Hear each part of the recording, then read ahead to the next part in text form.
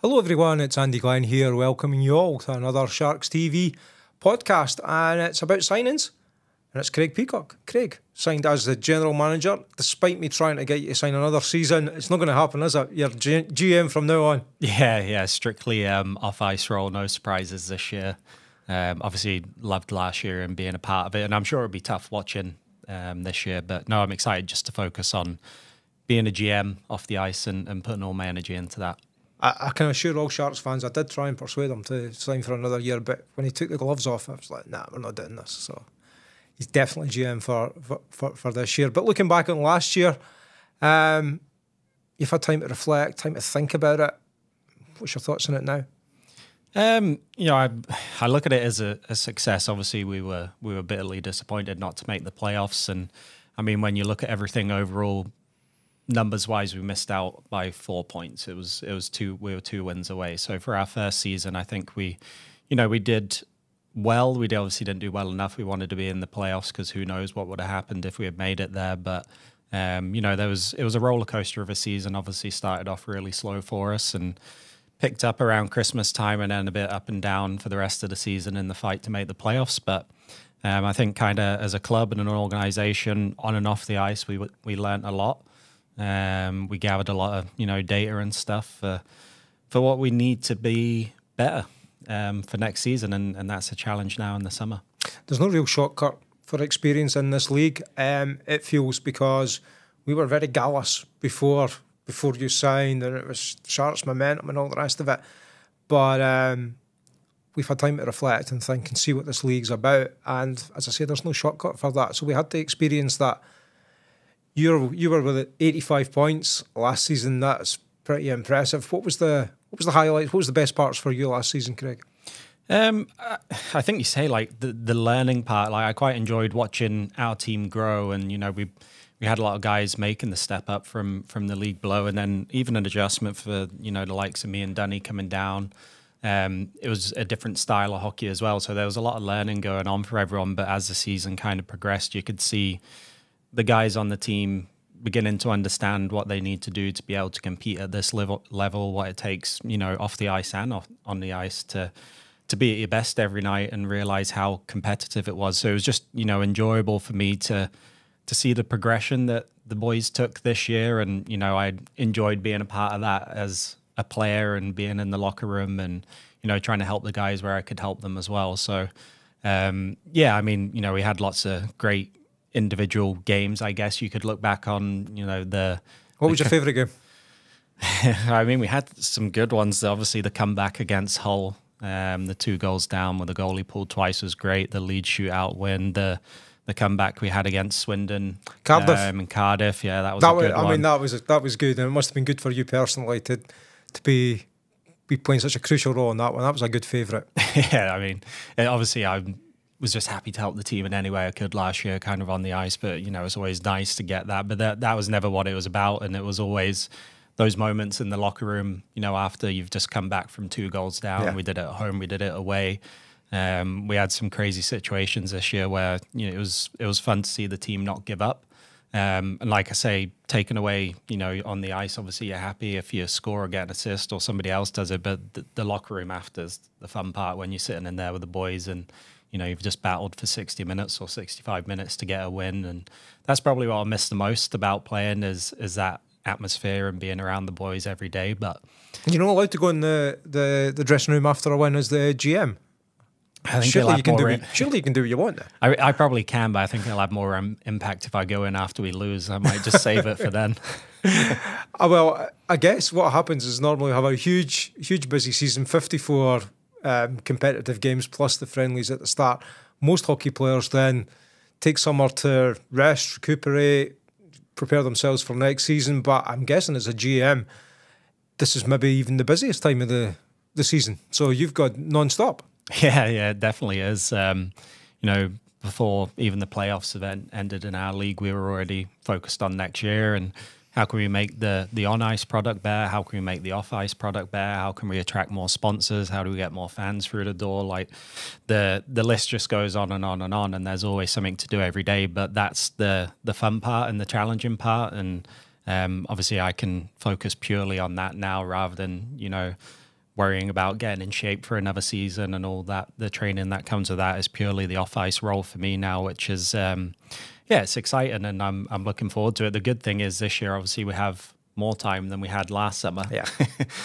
Last summer, it was mental. It was crazy. We had such a short time to pull everything together and get a team together and, order jerseys, find an equipment supplier, everything that goes into building a hockey team. So luckily, those foundations are in place now, and it's just about how do we improve and how do we get better and, put the best team on the ice that the fans can be proud of. So instead of focusing on goals, assists and points and all that sort of stuff, you're now focusing on fans through the door and sponsorships. Yeah, that's a big part. Obviously, I work closely with Martin, and we look at the team and who we want to sign, and that's just an ongoing thing. And the summer is me and Martin spend a lot of time on the phone. I remember it last summer. I just got married, but I spent more time speaking to Martin than I did my new wife. So it'll be the same this summer. We've already spent a few hours on the phone during the weeks, and it's good fun. But yeah, the other big part is sponsorship. It's a huge part, and getting fans through the door. And what do we have? 11-20 we had at the last home game. Amazing. So we bring that momentum into next season, then it's going to be absolutely massive for us. But yeah, the big one right now, sponsorship. So if there's any sponsors out there at the moment and you're interested, there's a QR code coming up on the screen at the moment. So if you click that, you'll get some more information. See, you'd like turning into professional. You're going to be taking my job as well now, aren't you? No, I don't have the time for that one. No, absolutely. It's getting fans through the door. And remember, fans, if Craig's giving out the whole sponsorship QR thing, I'm going to go.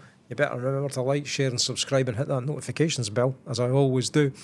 1,200 on our YouTube channel. We need to see if we can get 2,000 by the end of this season. But yeah, sponsorship. So there's lots of opportunities for sponsorship for sort of any size of company, really, isn't there? Yeah, big or small. And, we've, I'm sure people have seen we put the early bird offer out there as well. And we've had a great uptake on that. And the difference we're finding this year is companies are contacting us as well. We're not going out and chasing as much. So, I think over the course of this year, the buzz, we'll call it, we created in Dumfries as a town. Everybody knows who the Sharks are, and we put our stamp on it. So, yeah, we want...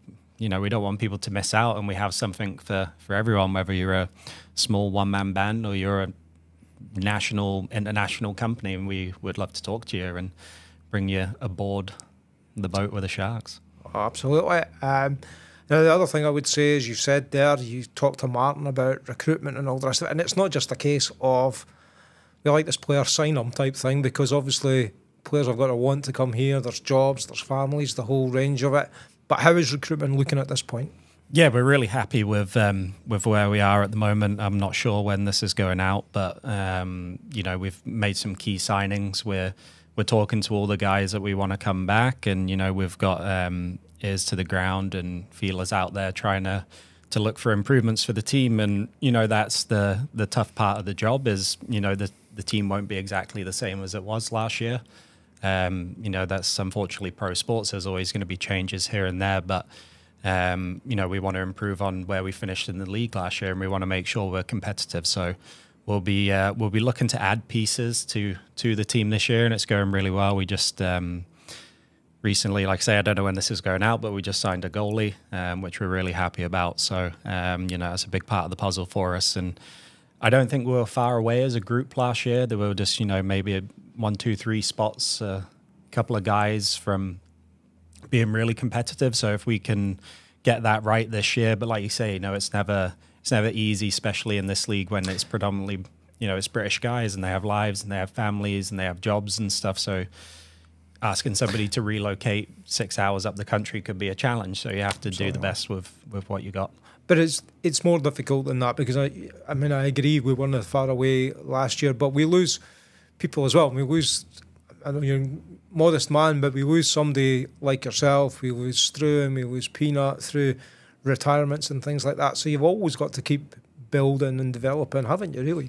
Yeah, it's always kind of the next thing. And, the one thing I liked about our team last year was there was a lot of guys from Dumfries that grew up here and have played for the Sharks for a long time. And you just mentioned them there, Struan and Peanut, they're prime examples. And, I'm sure they probably wish that the Sharks moved into this league 10 years ago and they could have had longer at it. But it just shows that, we we want those local guys to be able to do that, to be the next Struan, to be the next Peanut. Like, if we can find those guys in Dumfries, and obviously there's a great junior setup here, and we can give them chances and opportunities, we would rather do that than, you know, having to sign somebody from down south or whatever. So if we can keep it as local as possible, then, you know, we're going to be really happy. But we're also realistic in that, you know, we need to add pieces to the puzzle from elsewhere, and we'll look to do that and get the balance right.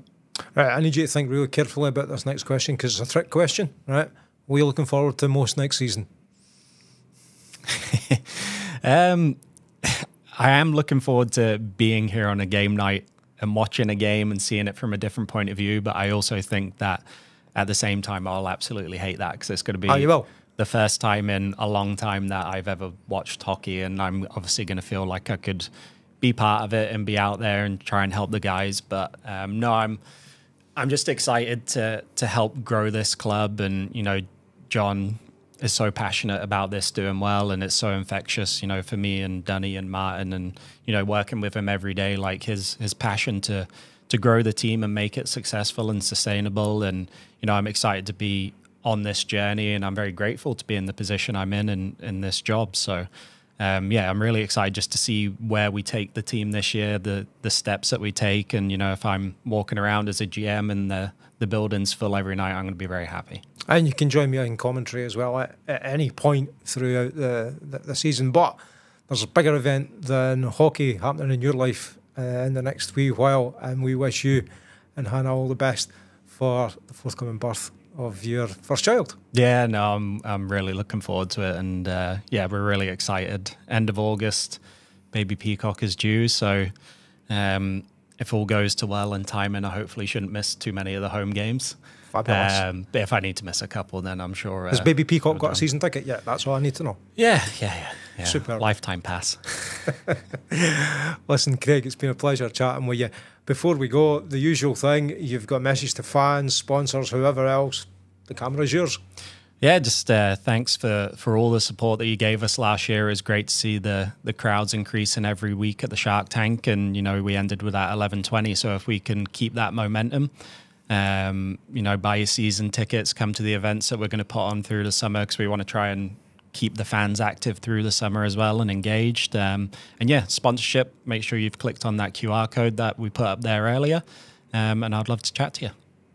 Craig, been a pleasure chatting to you. Thanks so much for your time today. Everyone at home, thanks for watching. Been an absolute pleasure. Remember to like, share and subscribe, and it's Andy Glenn saying cheerio.